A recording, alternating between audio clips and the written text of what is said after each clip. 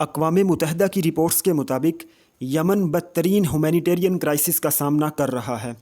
وہاں پر خوراک، ادویات اور پانی کی کمی کا لوگوں کو سامنا ہے۔ اس کے ساتھ ساتھ معاشی بدحالی وہاں پر اپنے پنجے گاڑ چکی ہے اور انفراسٹرکچر بری طرح تباہ ہو چکا ہے۔ آج ہم یمن کرائسس کے حوالے سے بات کرنے جا رہے ہیں۔ میں ہوں محمد رحیم، تو چلیں ہم شروع کرتے ہیں۔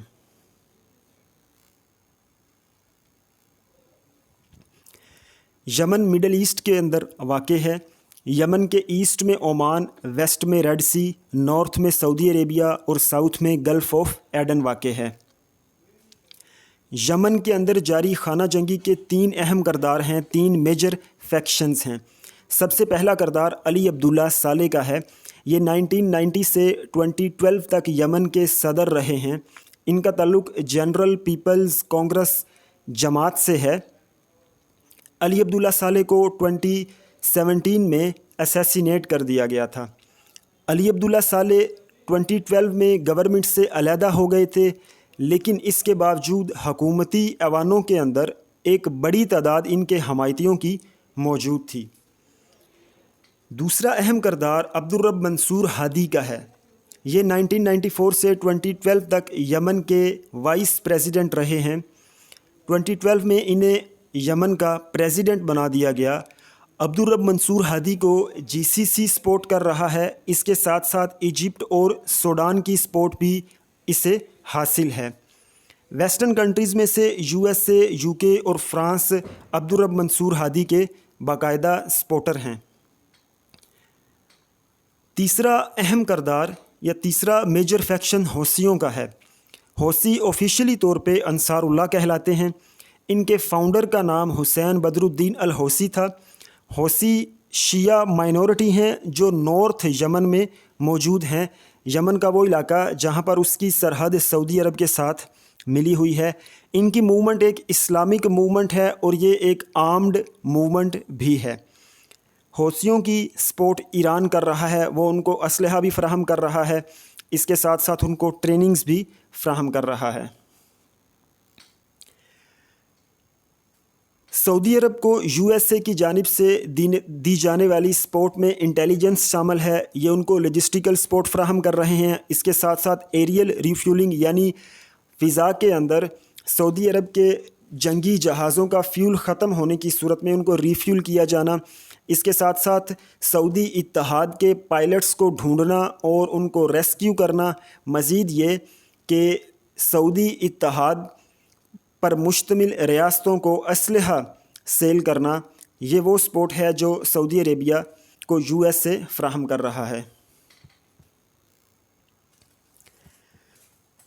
ہم دیکھتے ہیں کہ مڈل ایسٹ کے اندر عرب سپرنگ کے آغاز کے ساتھ ہی یمن کے اندر بھی عرب سپرنگ کا آغاز ہوتا ہے اور لوگوں کی ایک بڑی تعداد علی عبداللہ صالح کے خلاف اٹھ کھڑی ہوتی ہے۔ عرب سپرنگ یمن میں اس لیے شروع ہوا چونکہ یمن کے اندر بے روزگاری، بدعنوانی، معاشی بدحالی، غربت، عدم استحکام اور یمن کے پریزیڈنٹ علی عبداللہ صالح کی جانب سے یمن کے کانسٹیٹیوشن میں موڈیفیکیشن کرنے کی ایک کوشش کے رد عمل میں عرب سپرنگ کا آغاز ہوتا ہے۔ علی عبداللہ صالح یمن کے کانسٹیٹیوشن کو موڈیفائی کر کے اپنے آپ کو تا حیات یمن کا صدر بنا کے رکھنا چاہتے تھے۔ تو عرب سپرنگ کے نتیجے میں علی عبداللہ صالح کے خلاف احتجاج شروع ہو گئے، دھرنوں کا سلسلہ شروع ہو گیا اور سٹرائکس کا سلسلہ ایک شروع ہو گیا۔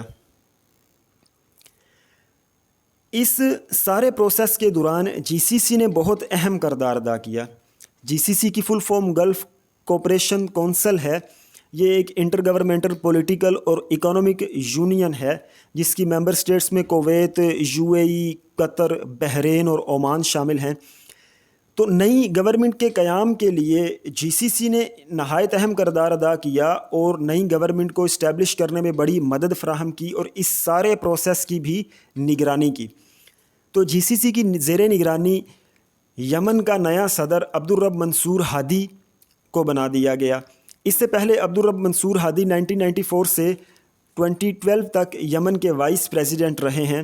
اب ان کو پریزیڈنٹ بنا دیا گیا۔ گورنمنٹ بدل گئی، علی عبداللہ صالح سے عبدالرب منصور ہادی یمن کے پریزیڈنٹ بنا دیے گئے، لیکن ہم دیکھتے ہیں کہ یمن کی صورتحال کے اندر کوئی خاص فرق واقع نہیں ہوا۔ بدعنوانی، ان امپلائمنٹ، خوراک کی کمی، یہ وہ مسائل تھے جو بدستور جاری تھے، اور یمن کے اندر جو ہے ایک علیحدگی پسندوں کی تحریک بھی اسی طرح سے ہی چل رہی تھی۔ تو ان شارٹ عرب اسپرنگ کا کوئی نتیجہ نہیں نکلا، بلکہ جی سی سی نے وہی پرانے لوگ جو پہلے پاور میں موجود تھے انہی کو دوبارہ مسند اقتدار پر بٹھا دیا۔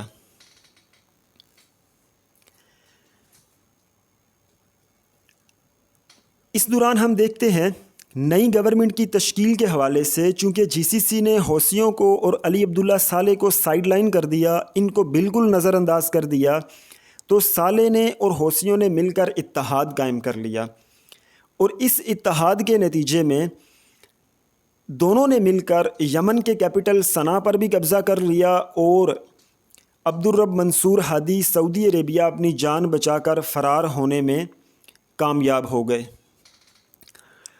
عبدالرب منصور ہادی کے سعودی عربیہ پہنچنے پر سعودی عرب نے جی سی سی کنٹریز کے ساتھ مل کے اپنا ایک اتحاد تشکیل دیا، جس میں ایجپٹ اور سوڈان بھی شامل تھے۔ یہ سعودی اتحاد جو تھا، اس کے بنیادی طور پر 4 مقاصد تھے۔ سب سے پہلا مقصد منصور ہادی کی گورنمنٹ کو ریسٹور کرنا تھا، جو کہ انٹرنیشنلی ریکوگنائزڈ تھی۔ دوسرا مقصد اپنے ساؤتھ کے بارڈر کو جو یمن کے ساتھ ملا ہوا تھا اس کو پروٹیکٹ کرنا تھا۔ تیسرا مقصد یمن کو ٹوٹنے سے بچانا تھا۔ اس کے ساتھ ساتھ اس ریجن کے اندر ایران کے انفلوئنس کو کنٹین کرنا تھا۔ سعودی لیڈ انٹرونشن نے یمن پر انتہائی بے رحمانہ طریقے سے سٹرائکس کا سلسلہ شروع کر دیا۔ پچھلے 4 سال میں یمن میں تقریباً 19,000 حملے کیے گئے۔ ہادی کے سپورٹر یہ کہتے ہیں کہ ان حملوں کے نتیجے میں ان کے دشمنوں کی ہلاکتیں واقع ہوئی ہیں، جبکہ رائٹس گروپ کا یہ کہنا ہے کہ یہ جو بومبنگ اور سٹرائکس کی گئی ہیں یمن کے اندر، اس سے بہت بڑی تعداد میں سویلینز کی اموات واقع ہوئی ہیں، ہاسپٹلز کو نقصان پہنچا ہے اور سکولز کو بھی نقصان پہنچا ہے۔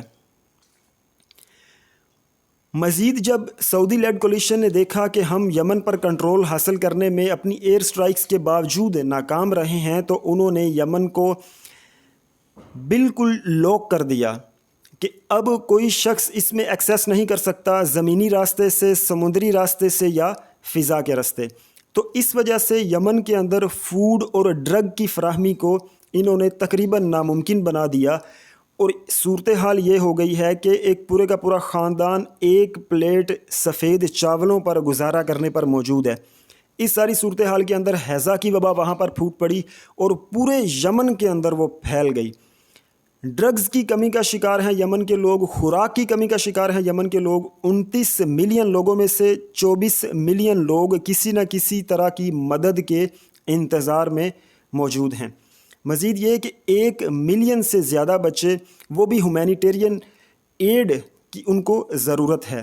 2 ملین بچے خوراک کی کمی کا شکار ہیں، اور 18 ملین لوگوں کے لیے پینے کا صاف پانی تک موجود نہیں ہے۔ بہرحال 2017 کے اندر حوثیوں اور علی عبداللہ صالح کا الائنس اتحاد ختم ہو گیا، اور علی عبداللہ صالح واپس سعودی عربیہ UAE کی طرف پلٹا تاکہ ان کے ساتھ اپنا اتحاد قائم کر سکے۔ اس پر حوثیوں نے علی عبداللہ صالح کو اسیسینیٹ کر دیا، اسے قتل کر دیا، اس پر غداری کا الزام لگا کے۔ ابھی بھی یمن کے کیپٹل صنعا پر حوثیوں کا قبضہ ہے۔ ریسنٹلی ہم نے دیکھا تھا کہ سعودی آئل فیسیلیٹیز پر حملہ کیا گیا، جو کہ اب کیک اور خوریز کے اندر واقع ہیں۔ حوثیوں نے یہ کلیم کیا کہ یہ حملہ انہوں نے کیا ہے۔ 2020 کے اندر جب دنیا میں کرونا کی وبا پھوٹ پڑی تو سعودی عربیہ نے سیز فائر کرنے کی خواہش کا اظہار کیا، لیکن حوثیوں نے یہ کہہ کر اس خواہش کو ریجیکٹ کر دیا کہ جب تک سعودی عربیہ صنعا اور حدیدیہ میں سے اپنا ایئر اور سی بلاکیڈ ختم نہیں کرتا تب تک وہ سیز فائر نہیں کریں گے۔ تو یہ ساری صورتحال، اس میں سے نکلنے کا ایک ہی حل ہے، اور وہ ہے ڈپلومیسی۔ مذاکرات کے ذریعے اس ساری صورتحال کو کنٹرول کیا